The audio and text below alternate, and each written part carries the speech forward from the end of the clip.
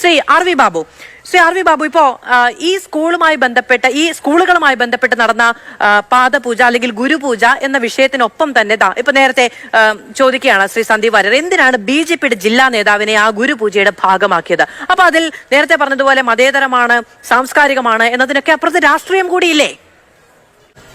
അതോ കേരളത്തിൽ 300-ലേറെ സ്കൂളുകൾ വിദ്യാനികേതനുണ്ട്. ഇപ്പൊ ഈ ആലപ്പുഴ ജില്ലയിൽ ഒരു സംഭവം ഉയർത്തി കാണിച്ചിട്ടാണ് ഈ BJPയുടെ ജില്ലാ സെക്രട്ടറിയെ പൂജിച്ചു എന്ന് പറയുന്നത്. BJPയുടെ ജില്ലാ സെക്രട്ടറി ആവുന്നതിന് മുമ്പേ തന്നെ അദ്ദേഹം ആ സ്കൂളിന്റെ പ്രസിഡന്റാണ്. നമ്മുടെ നാട്ടിൽ ഗുരു എന്ന സങ്കല്പത്തിൽ പഠിപ്പിക്കുന്നവർ മാത്രമല്ല, സമൂഹത്തിലെ ആദരിക്കപ്പെടേണ്ട ആളുകളെയൊക്കെ വിളിച്ച് ആദരിക്കുകയും അവരെ പാദപൂജ ചെയ്യുകയോ ഗുരുപൂജ ചെയ്യുകയോ ഒക്കെ ചെയ്യുന്ന സമ്പ്രദായം ഈ പറയുന്ന സ്കൂളുകളിലും ഈ സ്ഥാപനങ്ങൾക്കും ഞങ്ങൾക്കൊക്കെ ഉണ്ട്. അതിന്റെ ഭാഗമായിട്ട് ഈ പറയുന്ന ആ സ്കൂളിന്റെ പ്രസിഡന്റാണ് ഈ പറയുന്ന അനൂപ്. അദ്ദേഹം ജില്ലാ സെക്രട്ടറി ആവുന്നതിന് മുമ്പ് ആ സ്കൂളിന്റെ പ്രസിഡന്റ് ആണെന്നാണ് ഞാൻ മനസ്സിലാക്കിയത്. ആ സ്കൂളിന്റെ ഒരു പ്രധാനപ്പെട്ട വക്താവാണ്. അപ്പോൾ ഈ ചടങ്ങ് നടന്നപ്പോൾ അദ്ദേഹം അവിടെ ഉണ്ടായി. അതിന്റെ കൂട്ടത്തിൽ അദ്ദേഹത്തെയും ആദരിക്കുന്ന ഒരു സംഭവം ഉണ്ടായി. മുതിർന്നവരെ ആദരിക്കുക, ആരാധിക്കുക, അവരിൽ ആദരിക്കാനായിട്ട് കുട്ടികൾക്ക് ഒരു സംസ്കാരം പകർന്നു കൊടുക്കുക എന്ന് പറയുന്നതിനെ ഇത്ര കണ്ട് വിമർശിക്കുന്നത് എനിക്ക് മനസ്സിലാവുന്നില്ല. നമ്മുടെ കേരളം എങ്ങോട്ടാണ് പോകുന്നതെന്ന് എനിക്ക് മനസ്സിലാവുന്നില്ല. ഇവിടെ അടിസ്ഥാനപരമായി ഇപ്പൊ മാധു ചോദിച്ചു, ഇത് മതേതരമായ ചടങ്ങാണോ, മതം ഇല്ലേ ഇതിനകത്തുനിന്ന്? നമ്മുടെ നാട്ടിൽ മതമോ സംസ്കാരമോ എന്ന് തിരിച്ചറിയാത്ത ഇത്തരത്തിൽ ഒരുപാട് ഇപ്പൊ വിദ്യാരംഭം മതമാണോ സംസ്കാരമാണോ മാധു? വിദ്യാരംഭം നടത്തുന്നത് നമ്മൾ മതം നോക്കിയിട്ടാണോ? എത്രയോ സ്ഥാപനങ്ങൾ ഈ പറയുന്ന നിങ്ങളടക്കമുള്ള സ്ഥാപനങ്ങൾ ഒരു മതചടങ്ങായിട്ടാണോ വിദ്യാരംഭത്തെ കാണുന്നത്? എന്നാൽ വിദ്യാരംഭത്തിന്റെ ചരിത്രമോ അതിന്റെ ഐതിഹ്യമോ നോക്കിയാൽ അതിന് മതവുമായിട്ട് ബന്ധമില്ലേ? അപ്പോൾ നമ്മുടെ നാട്ടിൽ ചില സംസ്കാരങ്ങൾ അത് രൂപപ്പെട്ട് അത് പൊതു സംസ്കാരമായിട്ട് മാറുകയാണ്. അല്ല, അവിടെ നമ്മൾ വിദ്യാരംഭ ചടങ്ങ് വിദ്യാലയങ്ങളിൽ ആചാരപരമായി നടത്താറില്ല. ഞാൻ ജനങ്ങളോടൊന്ന് പറഞ്ഞോട്ടെ മാധു, വിദ്യാരംഭം നമ്മൾ വിദ്യാലയങ്ങളിൽ ആചാരപരമായി നടത്താറില്ല. നമ്മൾ നാവിൽ പൊന്മോതിരം ഹരിശ്രീ എഴുതിയിട്ടല്ല വിദ്യാരംഭം പൊതുവിദ്യാഭ്യാസ സ്ഥാപനങ്ങളിൽ നടത്താറില്ല. ആര് പറഞ്ഞു? ആരാ പറഞ്ഞത്? ഓം ശ്രീ ഹരിശ്രീ ഗണപതയെ നമ എന്ന് എഴുതിക്കൊണ്ട് തന്നെ വിദ്യാലയങ്ങളിൽ നടത്തുന്ന എത്രയോ വിദ്യാലയങ്ങളുണ്ട്.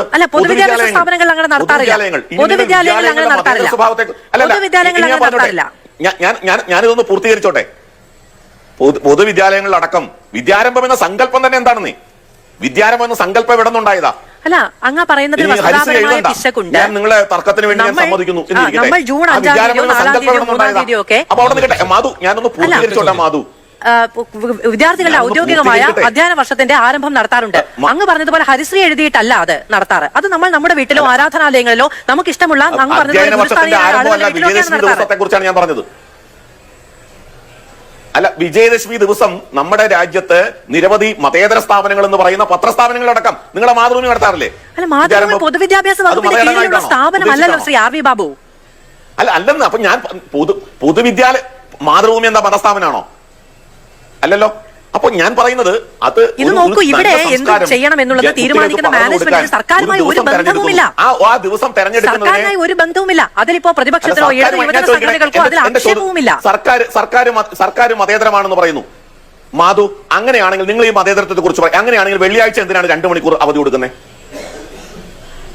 വെള്ളിയാഴ്ച എന്തിനാണ് ഉച്ചയ്ക്ക് 2 മണിക്കൂർ അവധി കൊടുക്കുന്നത്? എന്ത് മതേതരത്താണ് മധു? അല്ല, ഞാൻ ചോദിക്കട്ടെ, അതൊക്കെ നമ്മൾ നിയമത്തിൽ നിഷ്കർഷിച്ചിട്ടുള്ള കാര്യത്തിൽ എഴുതി വെച്ചിട്ടുണ്ട്. ചോദ്യം ചെയ്യാനുള്ള അവസരം അങ്ങനെ പാടില്ല എന്ന് പറയുകയാണെങ്കിൽ അതിനെ ചോദ്യം ചെയ്യാനുള്ള അവസരം നിയമത്തിലുണ്ട്. ഞാൻ പറയുന്നത് നമ്മുടെ നാട്ടിൽ ഇത്തരത്തിലുള്ള ആചാരങ്ങൾ, അനുഷ്ഠാനങ്ങൾ കുട്ടികളുടെ നന്മയ്ക്ക് വേണ്ടി, സമൂഹത്തിന്റെ നന്മയ്ക്ക് വേണ്ടി നടത്തുന്നു. അതിനെ നടത്തുന്നവരുടെ രാഷ്ട്രീയം എന്താണ്, നടത്തുന്നത് ആരാണ് എന്ന് നോക്കിയിട്ട് വിമർശിക്കുന്ന ഒരു തെറ്റായ കീഴ്വഴക്കം നമ്മൾ ഓണത്തിന്, ക്രിസ്മസിന്, വിഷുവിന്, പെരുന്നാളിന് ഒക്കെ അവധി നൽകുക, ഇടവേള നൽകുക തുടങ്ങിയ കാര്യങ്ങളുടെ ഭാഗമായി തന്നെയാണ് വെള്ളിയാഴ്ച ദിവസങ്ങളിലെ അധിക ഇന്റർവെല്ലും കൂടി നൽകിയിരിക്കുന്നത്. പക്ഷെ എല്ലാവരും പള്ളിയിൽ പോകണമെന്ന് പറയുന്നില്ല, എല്ലാവരും പറയുന്നില്ല. അത് സ്കൂളിൽ വെച്ച് നടത്തുന്നില്ല, സ്കൂളിൽ ബാങ്ക് വിളിക്കുന്നില്ല. ഇടവേള മാത്രമാണ് കൊടുക്കുന്നത്. വിഷുവിനും അടക്കമുണ്ടല്ലോ ഈ പറയുന്ന ഗുരുപൂർണിമ ദിവസങ്ങൾ. ഇവിടെ എല്ലാ വിദ്യാർത്ഥികളും പഠിക്കുന്ന ഇടത്താണ് ആചാരപരമായ കാര്യം നടപ്പിലാക്കുന്നത്. അതൊരു സ്കൂളിനെ വേദിയാക്കിയിടത്താണ് ഈ വിമർശനം ഉണ്ടാകുന്നത്. അത് വിദ്യാഭ്യാസ സ്ഥാപനമാണ്, ആചാരപരമായ ഇടമല്ല. അത് ആചാരപരമായ വിദ്യാർത്ഥികളും ചെയ്യണമെന്ന് നിർബന്ധമില്ല. പക്ഷെ ആ ഇടം എല്ലാ വിദ്യാർത്ഥികളുമാണ്.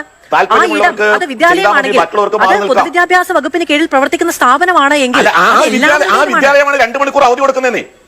എന്താ നിങ്ങൾക്ക് ഞാൻ ഈ പറയുന്ന സത്യം കേൾക്കുമ്പോ പൊള്ളും. എനിക്കൊരു പൊള്ളലും. കാരണം എന്താണെന്നറിയാമോ? ഇതൊരു യാഥാർത്ഥ്യമാണ്. ഇതൊരു യാഥാർത്ഥ്യമാണ്. ഇപ്പൊ ഇവിടെ നിങ്ങൾക്ക് ചോദ്യം, ഇപ്പൊ ഇവിടെ വലിയ മതേതരത്വം ഒക്കെ പറയുന്ന ആരും തന്നെ 1.5 വയസ്സായ കുട്ടി അനസ്തേഷ്യ കൊടുത്ത് കൊല്ലപ്പെട്ടു. എന്തിന്റെ കാര്യത്തിലാ? ഇവിടെ ഒരു ബാലാവകാശ കമ്മീഷൻ കേസെടുക്കുന്നത് കണ്ടില്ല. നമ്മുടെ നാട്ടില് 1.5 വയസ്സും 2 വയസ്സായ കുട്ടികൾക്ക് ചേലാകർമ്മം നടത്തിക്കൊണ്ട് അവരുടെ ബാലാവകാശത്തെ നിഷേധിക്കുന്ന ചടങ്ങുകൾ നാട് മുഴുവൻ നടക്കുക. എന്നിട്ട് അതിനെ ചോദ്യം ചെയ്യാൻ ഇവിടെ ഇരിക്കുന്ന ഒരു കേമന്മാർക്കും തയ്യാറല്ല. എന്നിട്ട് അഭിമന്യുവിനെ കൊലപ്പെടുത്തിയതിന്റെ ന്യായീകരണം പറയുന്നു. അഭിമന്യുവിനെ കൊലപ്പെടുത്തിയത് പോപ്പുലർ ഫ്രണ്ടുകാരും തീവ്രവാദികളാണ്. അത് ഞങ്ങൾ ഒരിക്കലും ന്യായീകരിക്കുന്ന കാര്യമല്ല. പക്ഷേ ഈ അഭിമന്യുവിനെ സ്നേഹിക്കുന്ന ഈ സഖാവ് മനസ്സിലാക്കണം, അഭിമന്യുവിന്റെ കേസ് ഫയൽ എവിടെ പോയി? അഭിമന്യുവിന്റെ കേസ് ഫയൽ നഷ്ടപ്പെട്ടു മാഷേ. എന്നിട്ട് ഡ്യൂപ്ലിക്കേറ്റ് കേസ് ഫയൽ ഉണ്ടാക്കുക. ഇത് ആരാ നഷ്ടപ്പെടുത്തിയത്? നിങ്ങൾക്ക് വല്ല ആത്മാർത്ഥയുണ്ടോ കേസിൽ? അഭിമന്യുവിന്റെ പ്രതിയെ പിടിച്ചതെന്നാണെന്നറിയാമോ? പ്രധാന പ്രതിയെ പിടിച്ചത് 2 വർഷം നിങ്ങളുടെ മൂക്കിന് താഴെ എറണാകുളത്ത് താമസിച്ച ആളാണ്. നിങ്ങൾക്ക് പിടിക്കാൻ കഴിഞ്ഞിരുന്നോ 2 വർഷം? എന്നിട്ട് അഭിമന്യുവിന്റെ പേരിൽ വലിയ വീരവാദം അടിക്കുന്നോ? ഞാനിവിടെ പറഞ്ഞത് SFIയുടെ രാവണൻ കോട്ടകൾ വളരെ ആസൂത്രിതമായി ഈ അരാജകവാദം വളർത്താൻ ശ്രമിക്കുന്നു എന്നാണ്. എല്ലാ കുട്ടികളും മാഫിയകളാണെന്നോ എല്ലാ കുട്ടികളും ഈ മയക്കുമരുന്ന് അടിമകളാണെന്നോ ഞാൻ പറഞ്ഞിട്ടില്ല. മറിച്ച് ഈ കുട്ടികളെ എങ്ങനെ വളർത്തണം, അവരെ അധ്യാപകരെ അസഭ്യം പറയുന്നവരും അരാജകവാദികളായി ഫ്രീ സെക്സ് വാദികളായി, ഇത് പറഞ്ഞത് കോളേജിന്റെ പ്രിൻസിപ്പളാണ് മാധു, ഞാൻ പറഞ്ഞതല്ല. ശരി.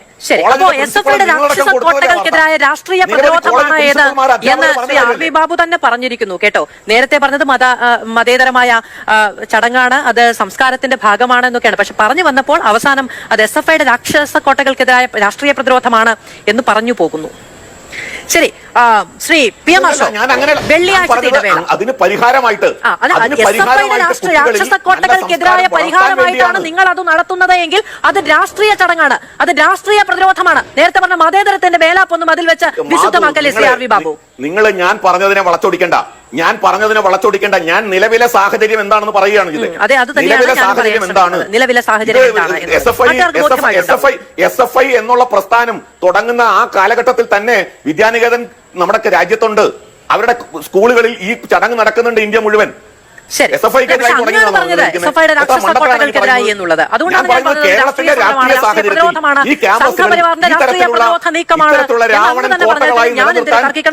ഈ തരത്തിലുള്ള അരാജകവാദികളായി കിട്ടണം, അവരെ ഫ്രീ സെക്സ് വാദികളായി കിട്ടണം, അവരെ ചുംബന സമരക്കാരായി കിട്ടണം, അവരെ ആർത്തവം സമരക്കാരായി കിട്ടണം.